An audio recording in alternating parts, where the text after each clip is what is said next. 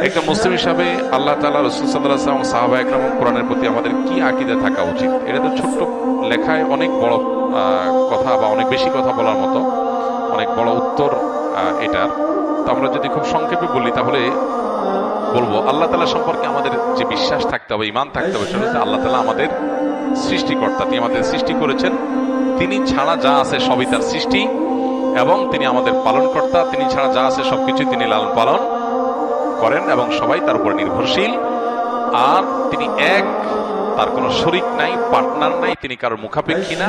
তিনি যা চান তা অটোমেটিক হয় এবং তার কোন বললেই সাথে সাথে হয়ে যায়। তার কোনো পরিবারের প্রয়োজন নাই, তিনি স্ত্রী সন্তান থেকে পবিত্র এবং তিনি অনাদি অনন্ত, তার শুরুও নাই শেষও নাই। আল্লাহ রাব্বুল আলামিন সম্পর্কে ঈমান আনার জন্য বহু পয়েন্ট আছে আকীদার কিতাবগুলোতে। ডক্টর আব্দুল্লাহ জাহাঙ্গীর রাহিমাহুল্লাহর ইসলামী আকীদা বইটা পড়তে পারেন বিস্তারিত এটার জন্য। আর এর পাশাপাশি রাসূল আকরাম সাল্লাল্লাহু আলাইহি ওয়াসাল্লাম সম্পর্কে আমাদের বিশ্বাস হবে যে মুহাম্মদ সাল্লাল্লাহু আলাইহি ওয়াসাল্লাম তাকে আল্লাহ তাআলা তার দূত করে আমাদের কাছে পাঠিয়েছেন, আল্লাহর আদেশ এসে সবগুলো তার মাধ্যমে দিয়েছেন। এবং তিনি যা বলেছেন, আল্লাহ কোরআনে সার্টিফিকেট দিয়েছেন, মা ইয়ানতিকু আনিল হাওয়া ইন হুয়া ইল্লা ওয়াহয়ুন ইউহা। নবীজি নিজে থেকে কিছু বলেন নাই, যা বলেছেন, দেখুন ইয়ানতিকু বলেছেন আল্লাহ তাআলা, ইউহাদ্দিসু বলেন নাই। এখানে গুরুত্বপূর্ণ একটা বিষয় আছে। আল্লাহ বলেছেন মা ইয়ানতিকু আনিল হাওয়া। এই যে নাতাকা ইয়ানতিকু, এই শব্দের অর্থ হলো, নুতক শব্দের অর্থ হলো যা কিছু মুখ দিয়ে উচ্চারণ করে মানুষ, এটাই নুতক। কিন্তু হাদ্দাসা ইউহাদ্দিসু হলে কথা বলা হয়। আল্লাহ বলেন নাই মা ইউহাদ্দিসু আনিল হাওয়া, নবীজি মন থেকে কোনো হাদিস বলেন না, এটা আল্লাহ বলেন নাই। আল্লাহ বলেছেন মা ইয়ানতিকু আনিল হাওয়া, নবীজি দুই ঠোঁট দিয়ে কিছুই উচ্চারণ করেন না। ইন হুয়া ইল্লা ওয়াহয়ুন ইউহা, যাই উচ্চারণ করেন সেটা কি? ওহী। এজন্য নবী সাল্লাল্লাহু আলাইহি ওয়াসাল্লাম বিশ্বাস করতে হবে তিনি আল্লাহর রাসূল, আল্লাহর পক্ষ থেকে তার কাছে কি আসে? ওহী আসে, এবং সে ওহীর আলোকেই তিনি আমাদেরকে দিক নির্দেশনা করেন। তাকে আল্লাহ তাআলা ভুল থেকে পরিচ্ছন্ন রেখেছেন, পবিত্র রেখেছেন। তিনি আল্লাহ তাআলা, তিনি এবং সমস্ত নবী রাসূলদেরকে ভুলের ঊর্ধ্বে রেখেছেন, এবং আল্লাহ তাআলা তাদের দিয়ে কোনো গুনাহ হতে দেন নাই। সকল প্রকার গুনাহ থেকে মুক্ত আল্লাহ তাআলা তাদেরকে রেখেছেন। এবং মুহাম্মদ সাল্লাল্লাহু আলাইহি ওয়াসাল্লাম সম্পর্কে আরো অনেক বিষয় আছে আকীদার এবং ঈমানের, সেগুলো ডিটেইল আকীদার কিতাবগুলো থেকে জানতে হবে। সাহাবা একরাম সম্পর্কে আমাদের আকীদা থাকতে হবে, বিশ্বাস থাকতে হবে। ব্যক্তিগতভাবে কোনো সাহাবী থেকে কোনো ভুল হতে পারে, কোনো সাহাবী কোনো ভুলে লিপ্ত হয়েছেন, হতে পারে, এবং এটা ঘটেছে। কিন্তু সামষ্টিকভাবে সাহাবা একরাম সত্যের মাপকাঠি।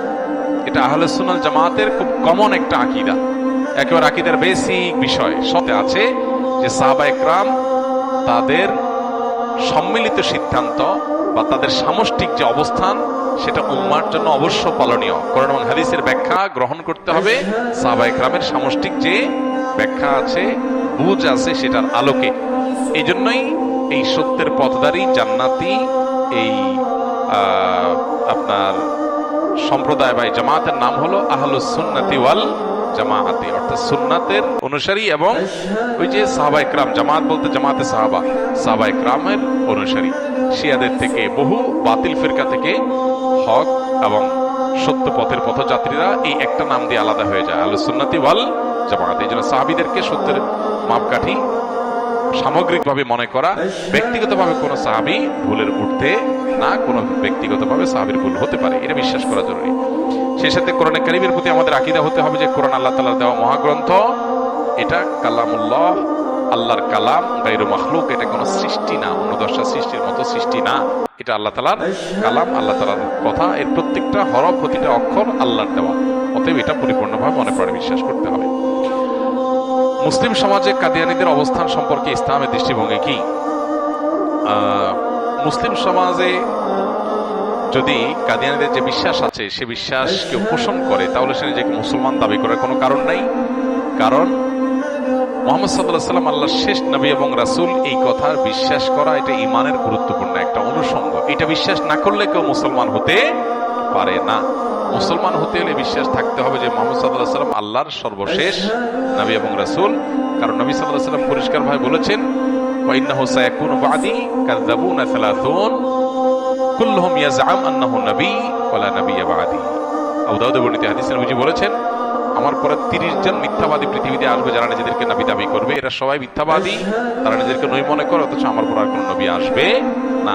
নবীজি বলেছেন যে অন্য নবীদের চাইতে আল্লাহ তাআলা আমাকে 6টা বিশেষত্ব দিয়েছেন। নবীদের একটা হলো যে ওয়াখতিমা বিয়ান নবিয়্যুন, আমার মাধ্যমে নবীদের ধারাকে আল্লাহ তাআলা শেষ করেছেন, আর কোন নবী আসবে না।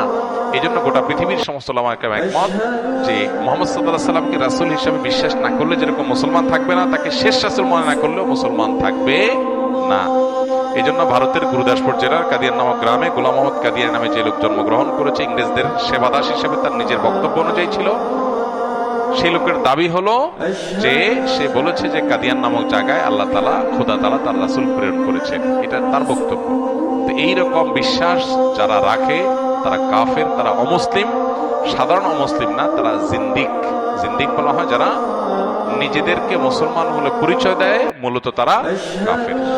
কুফরিকে তারা লুকাবার চেষ্টা করে এবং কুফরি আকীদা লালন করে মুসলিম নাম দিয়ে মানুষকে প্রতারিত করে, এদেরকে জিন্দিক বলা হয়। এরা সেই টাইপের জিন্দিক, খুব ভয়াবহ রকমের কাফির। ইসলামী দণ্ডবিধিতে সবচেয়ে কঠোর শাস্তি এই জিন্দিকের জন্য রাখা হয়েছে। নবী সাল্লাল্লাহু আলাইহি ওয়াসাল্লামের সময় আসওয়াদ আনাসি, সে ইয়ামানে নিজেকে নবুয়ত দাবি করেছিল, নবী দাবি করেছিল। নবী সাল্লাল্লাহু আলাইহি ওয়াসাল্লাম তার বিরুদ্ধে যুদ্ধের ঘোষণা করেছেন এবং তাকে শেষ করা হয়। মুসাইলামাতুল কাজ্জাব নবুয়ত দাবি করেছে, আবু বকর রাদিয়াল্লাহু তাআলার নেতৃত্বে সাহাবীদের একটি দল তার সঙ্গে যুদ্ধে লিপ্ত হয়ে তাকে শেষ করে। অর্থাৎ নবী সাল্লাল্লাহু আলাইহি ওয়াসাল্লাম পরে আর কোন নবী বা রাসূলের বিশ্বাস কেউ পোষণ করলে সে মুসলমান না, সে অমুসলমান, কাফের। এরা নিজেদেরকে আহমদী মুসলিম জামাত বলে আমাদের সমাজে পরিচিত করে। আত্মীয়তার সম্পর্ক ছিন্ন হয়ে গেলে আবার পুনরায় আত্মীয়তার এই বন্ধনকে ভালো করার উপায় কি আছে? থাকলে কিছু উপদেশ বা উপায় বলুন। আত্মীয়তার সম্পর্ক ছিন্ন করলে আত্মীয়তার সম্পর্ক জোড়া দিতে হবে, খুব সহজ। ছিন্ন করলে জোড়া দেওয়ার সিস্টেম কি? আপনি তার সাথে সালাম দিবেন, যোগাযোগ করবেন, তার সাথে কথা বলার চেষ্টা করবেন। হ্যাঁ, তার পক্ষ থেকে যদি কোনো রেসপন্স না আসে, হতে পারে যে তিনি আপনাকে বয়কট করেছেন, তাহলে সেক্ষেত্রে আপনি আপনার চেষ্টাটা করলেন, আপনি সালাম দিলেন, কথা বললেন, আল্লাহর কাছে আপনি দায়মুক্ত হয়ে গেলেন। ব্যাপারটা এরকম না যে তিনি অভিমান করে আসেন, আপনি তাকে অভিমান ভাঙাইতেই হবে, এরকম আরেকজনের বিষয়টাকে আপনার ঘাড়ে ইসলাম চাপায় নাই। আপনার যেটা দায়িত্বের মধ্যে আছে সেটা পালন করবেন। সেটা কি? তাকে সালাম দিবেন, তার জন্য দোয়া করবেন, তার কল্যাণকামী হবেন, তার খোঁজখবর নেওয়ার চেষ্টা করবেন। হ্যাঁ, যদি আত্মীয়ের কোনো হক নষ্ট করেন এবং সেজন্য তিনি অভিমান করেন, তাহলে সে অভিমান আপনাকে ভাঙাইতে হবে। কারণ নবী করিম সাল্লাল্লাহু আলাইহি ওয়াসাল্লাম বলেছেন, সেদিন আসার আগে আগে তোমাদের মধ্যকার বিবাদগুলোকে মিটায় নাও, পরস্পরের অধিকারগুলো মাপ চেয়ে মিটমাট করে নাও, বা অধিকারগুলো আদায় করে মিটমাট করে নাও, যেদিন কেউ কারোর কোনো ছাড় দিবে না। আত্মীয়দের প্রতি কোনো অবিচার করে থাকেন, অপমান করে থাকেন, তাহলে তিনি মনে কষ্টে আছেন, হাতে ধরে পায়ে ধরে যেভাবেই হোক বিনয়ের সাথে দুঃখ প্রকাশ করে সরি বলে ক্ষমা চেয়ে আপনি এটা মিটমাট করে নেবেন, ইনশাআল্লাহ বিদিল্লাহ দায়মুক্ত হয়ে যাবেন। অনেক সময় দেখা যায় আত্মীয় অহেতুক ঘাটতাড়ামি করে, কোনো যৌক্তিক কারণ ছাড়াই উনি অভিমান করে আসেন। তাহলে আপনার দায়িত্ব কি? সালাম দিবেন, খোঁজ খবর নেবেন, কথাবার্তা বলার চেষ্টা করবেন। তিনি চেষ্টা করছেন না বা তিনি বলছেন না, রেসপন্স করছে না, দায় তার, আপনার দায়িত্ব শেষ।